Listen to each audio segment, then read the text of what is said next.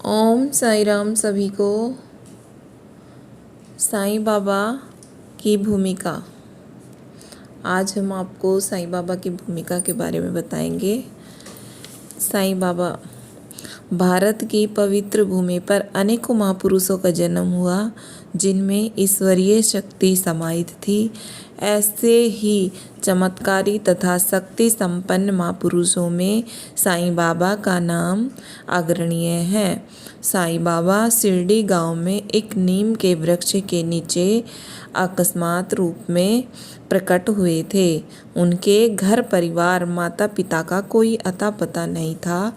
वे धरती को अपनी माता और आकाश को अपना पिता मानते थे।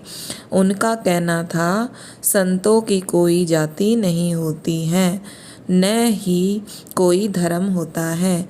दया, शांति, क्षमा, परोपकार ही संतों का धर्म होता है और पहचान भी। प्रेम का सागर और दया की धारा बनकर साईं बाबा भक्तों के उद्धार के लिए संसार में अवतरित हुए। समाज में फैली बुराई, कुरीतियों तथा पनपते भ्रष्टाचारों की गति को वश में करने के लिए साईं बाबा ने सत्य, दया, क्षमा और भाईचारे का प्रसार किया। उनकी नज़रों में मंदिर, मस्जिद, गिरजाघर, गुरुद्वारा, सभी धर्म केंद्र सिर्फ और सिर्फ उस एक ईश्वर की आराधना उपासना का स्थान थे, जहाँ प्रत्येक प्राणी संसार के सभी बंधनों को विस्मृत कर एकाग्रचित्तता से उस सर्वशक्तिमान का ध्यान करता है। इसलिए वे सभी को एक ही मंत्र देते थे, सबका मालिक एक। साईं बाबा की कृपा से अनेकों कुमार्गी सतमार्गी बने। उन्होंने लोगों को संदेश दिया कि हर प्राणी में ईश्वरीय अंश विद्यमान है, अतः एक दूसरे को कष्ट मत पहुँचाओ, जीव हत्या मत करो, एक दूसरे की सहायता करो, जाति पाति का भेदभाव मिटाकर आपसी प्रेम भाव की वृद्धि करो। कई बार भक्तों ने उनकी शक्ति को आजमाने का प्रयास किया और अंत उनके समक्ष नतमस्तक हो गए। उन्होंने अपने जीवन काल में कितने ही चमत्कार दिखाकर दर्शक गणों को आश्चर्यचकित कर दिया था। आज भी वो हमारे बीच अदृश्य रूप से उपस्थित हैं।